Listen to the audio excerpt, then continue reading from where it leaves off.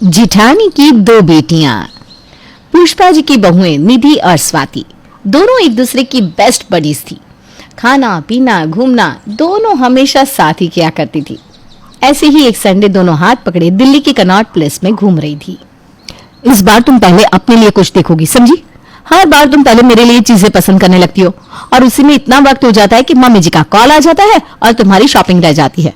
तुम्हारे भाई की शादी है ना, चलो पहले तुम्हारे लिए कोई हैवी सा लहंगा देख लेते हैं। क्या फर्क पड़ता है भाभी, वैसे भी आपसे ज्यादा आपके कपड़े तो मैं ही पहनती हूँ। निधि का हाथ पकड़े स्वाति उसे एक बड़े से शोरूम में ले जाती है और उसके लिए लहंगे देखना शुरू कर देती है। भैया, आपके शोरूम का सबसे बेस्ट पीस निकालिए, मेरे देवरानी के भाई की शादी है, वो एकदम खास लगनी चाहिए। और हाँ, उसी ड्रेस के मैचिंग का एक गाउन भी दिखाइएगा, हम दोनों बहनें लगनी चाहिए शादी में, क्यों निधि? बिल्कुल सही कहा भाभी, प्रेम सिर्फ मेरा ही भाई नहीं आपका भी भाई है। निधि अपने लिए लहंगे पसंद कर रही थी कि उसकी नजर किस सेक्शन के एक छोटे प्यारे से लहंगे पर पड़ती है। कितना प्यारा लहंगा है भैया, ये 3 साल की बच्ची को तो आ जाएगा ना, ये लहंगा सिमी के लिए ले लेते हैं ना भाभी। क्यों ले लेते हैं भाई, वैसे भी बहुत कपड़े हैं उसके पास। तुमने और करण ने पहले ही बहुत बिगाड़ कर रखा है उसे। कल ही करण उसके लिए 10 जोड़े ड्रेस लेकर आया है, उसी में से कुछ पहना दूंगी उसे शादी में, और खर्च करने की जरूरत नहीं है। रहने दो ना भाभी। भैया, आप वो बच्चे वाला लहंगा पैक कर दो ना। तो कुछ ऐसी थी इस देवरानी जेठानी की ट्यूनिंग। निधि और स्वाति यूं तो देवरानी जेठानी थी, पर सगी बहनों की तरह रहती थी और इसी कारण पूरे मोहल्ले में सभी पुष्पा के घर को सबसे खुशहाल घर मानते थे। पुष्पा के 2 बेटे थे और दोनों ही श्रवण की तरह अपनी माँ की सेवा करते थे और वैसी ही प्यारी बहुएं भी थी। और घर में थी एक शैतान पोती। अब बुढ़ापे में आदमी इसके सिवा और क्या ही चाह सकता है। एक सुबह हाथ में दूध की बाल्टी लिए सौरव घर आता है। कहाँ है मेरी लाडो भाभी? सुबह से मैंने उसे देखा नहीं। सिमी कहाँ है? मॉर्निंग वॉक से तो अभी आए हो, कहाँ से देखोगे उसे? अपने कमरे में बैठी खेल रही होगी। क्या वो अकेली है? निधि उसे अकेला कैसे छोड़ सकती है? मैं जा रहा हूँ उसके पास। करण भागता हुआ सिमी के पास जाता है और उसे अपनी गोद में उठा लेता है। चाचू 5 रुपए दो ना। 5 क्यों? 25 ले ले मेरा बच्चा। नहीं चाचू, ओनली 5 रुपीज, वरना मम्मा डांटेगी।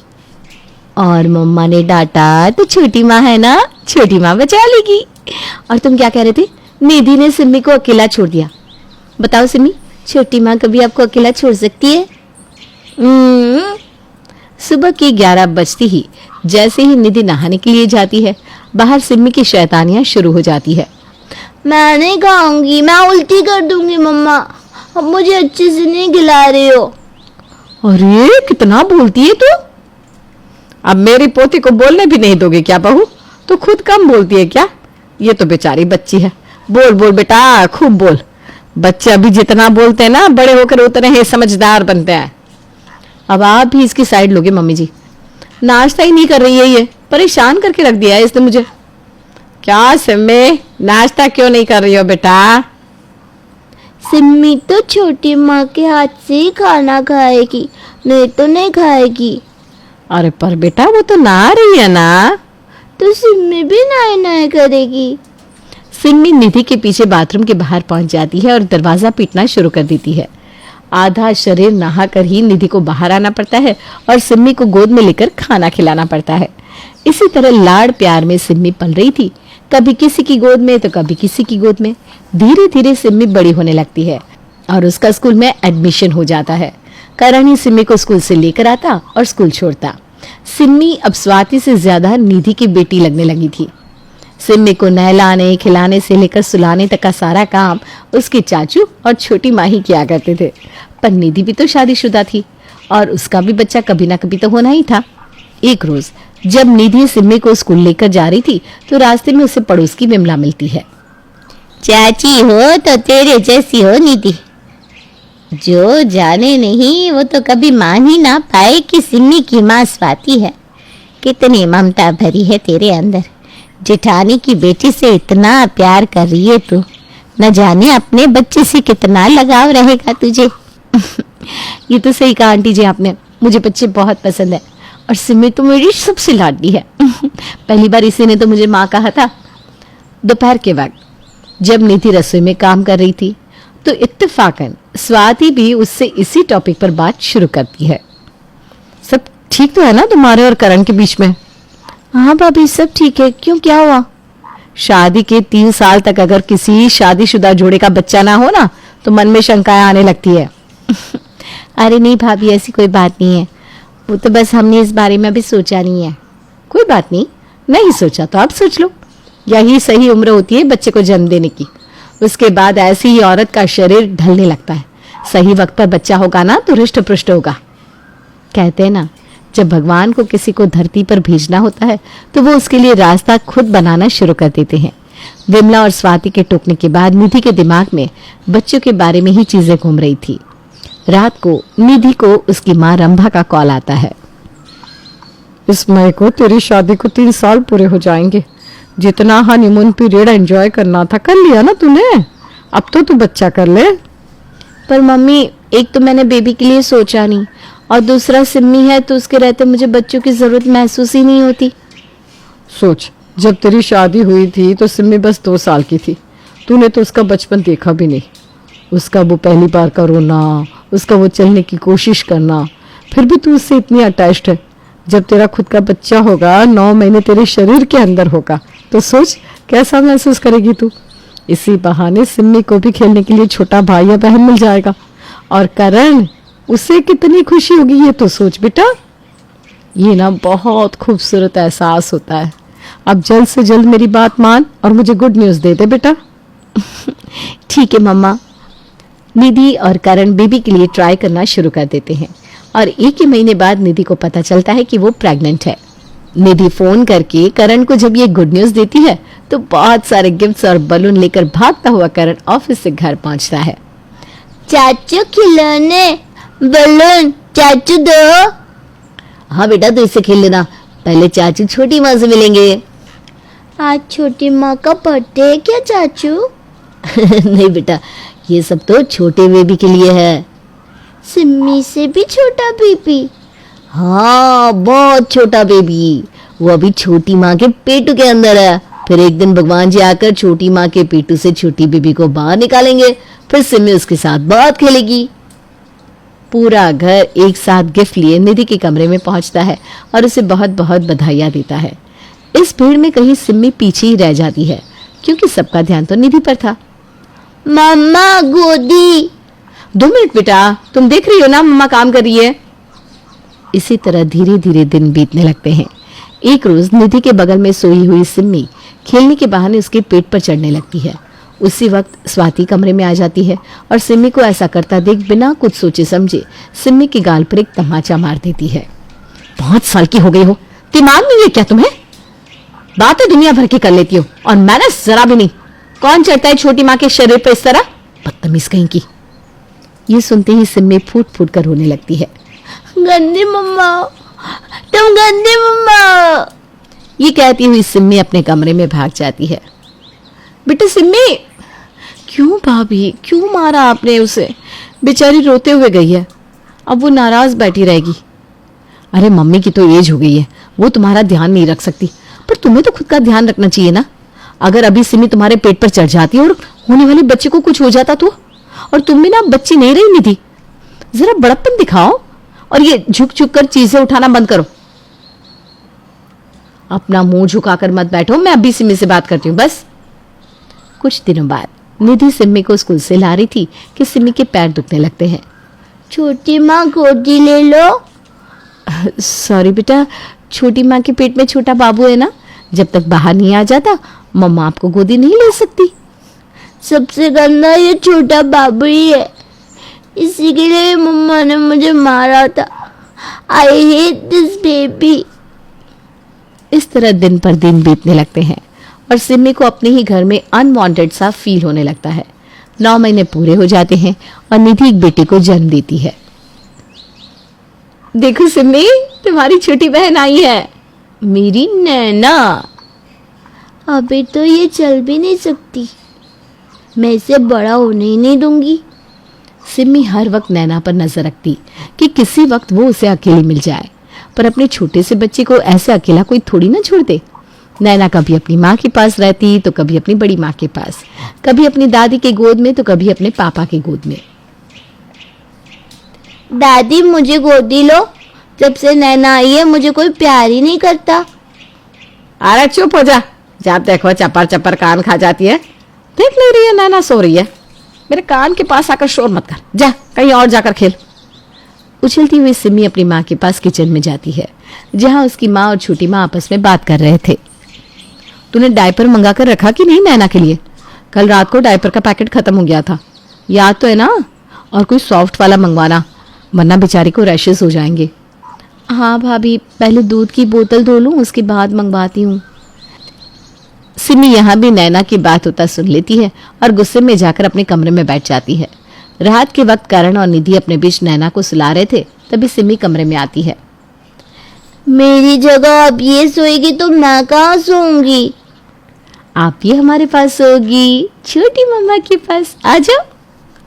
अरे पर हम चारों बेड पर कैसे आएंगे निधि? सिमी बच्ची है, अगर उसका हाथ लग गया नैना को तो दिक्कत हो सकती है। अब बेटा आज आप मम्मा पापा के पास सो जाओ। धीरे धीरे दिन बीतने लगते हैं। नैना 3 साल की हो जाती है। उसके बर्थडे पर एक बहुत बड़ा ग्रैंड सेलिब्रेशन होता है। इतना बड़ा केक? ये तो मैं ही काटूंगी। सिमी भी ज्यादा बड़ी तो नहीं थी, 7-8 साल में बच्चों को कितनी ही समझ होती है। केक के सामने नैना के पहले ही सिमी जाकर खड़ी हो जाती है और केक कट करने लगती है।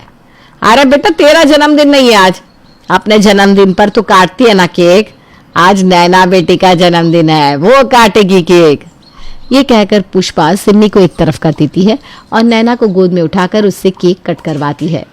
यहाँ पार्टी में जहाँ तालियां गूंज रही थी, वहां सिमी के मन में अलग ही शोर चल रहा था। इतना बड़ा केक तो कभी मेरे बर्थडे पर भी नहीं कटवाया किसी ने। मेरे 2-4 फ्रेंड्स को बुलाकर समोसे खिला देती है मम्मी, और नैना के लिए इतनी बड़ी पार्टी। सब बहुत बुरे है। नैना ने मुझसे सबका प्यार छीन लिया। ना आप चाचू मुझसे प्यार करते हैं, ना मम्मा, ना दादी। अपने घर के लोगों का प्यार मैं वापस पाकर रहूंगी। और अगले ही दिन से सिमी का रूप बदल जाता है। वो नैना को लाड प्यार करना शुरू कर देती है। भाभी ये देखिए तो नैना कितनी शैतानियां करती है, कुछ खा ही नहीं रही है।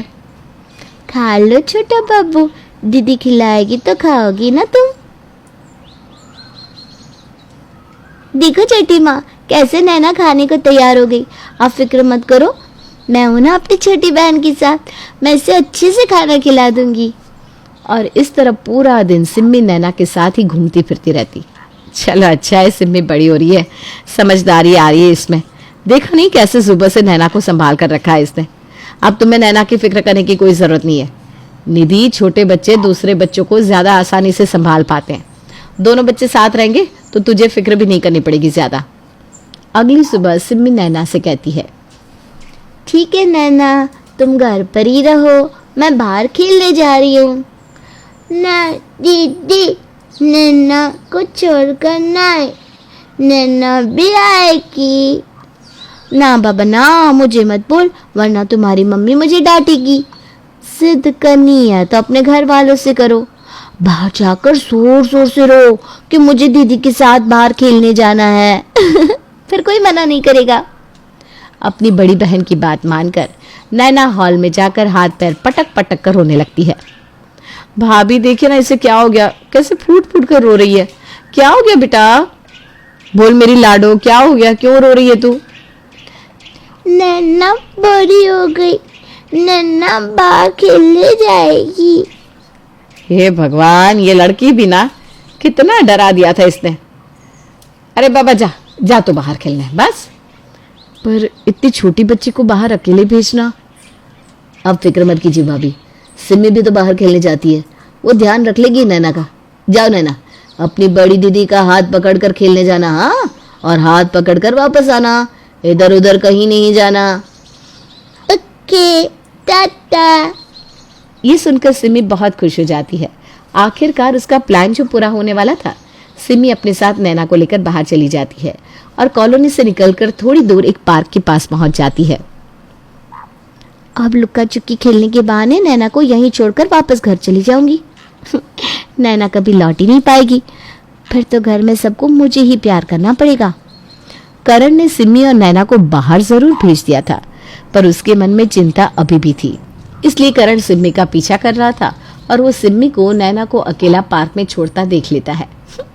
टल गई बला, अब जाती हूँ घर। हे भगवान, ये सब सिम्मी के दिमाग में क्या चल रहा है?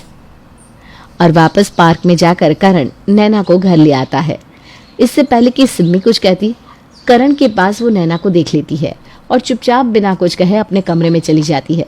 पर करण समझ चुका था कि ये मामला बहुत गंभीर हो चुका है। वो इस बारे में सभी को बताता है। जब से नैना हुई है, सिम्मी को हम वो प्यार नहीं दे पा रहे जो उसे पहले मिलता था, जिस कारण उसके मन में इतनी कड़वाहट भर गई है कि वो नैना को आज पार्क में छोड़कर वापस आ रही थी। न जाने अगर मैं वहां नहीं होता तो क्या हो जाता। कोई नैना को किडनैप करके ले जाता तो। आज तो ये लड़की मेरे हाथों से नहीं बचेगी। इतना मारूंगी ना कि होश ठिकाने आ जाएंगे इसके। फिर वही गलती। नहीं भाभी, अगर आप उसे मारोगी तो वो जिद्दी हो जाएगी। उसे अपनी छोटी बहन से प्रॉब्लम है ना, तो हमें उसे उसकी छोटी बहन पूरी तरह से सौंप देनी चाहिए। अगली सुबह करण खुद नैना को लेकर सिम्मी के पास जाता है। ले और नाले में फेंक दे इसे, या किसी गली में जाकर छोड़ा। नहीं चाचू। तुझे पसंद नहीं है ना नैना? तुझे ये जो पेंसिल पसंद नहीं आती तो तू तोड़ देती है, तो इसी तरह नैना को भी तोड़ दे। नैना को इस घर से ही निकाल देते हैं हम। क्या होगा, बुरे लोग आकर इसे बोरी में भरकर ले जाएंगे और कुत्तों को खिला देंगे। पर तू तो खुश रहेगी ना? मुझसे गलती हो गई चाचू, अब मैं कभी ऐसा नहीं करूंगी। नैना को मैंने जैसा बोला उसने वैसा ही किया। वो मुझसे कितना प्यार करती है, पर मैं ही अपनी छोटी बहन को प्यार नहीं कर पाई। बचपन में सिम्मी से जो भूल हुई थी उसे उसका एहसास हो जाता है और इस दिन के बाद से सिम्मी नैना को अपना लेती है और सब फिर से खुशी खुशी साथ रहने लगते हैं।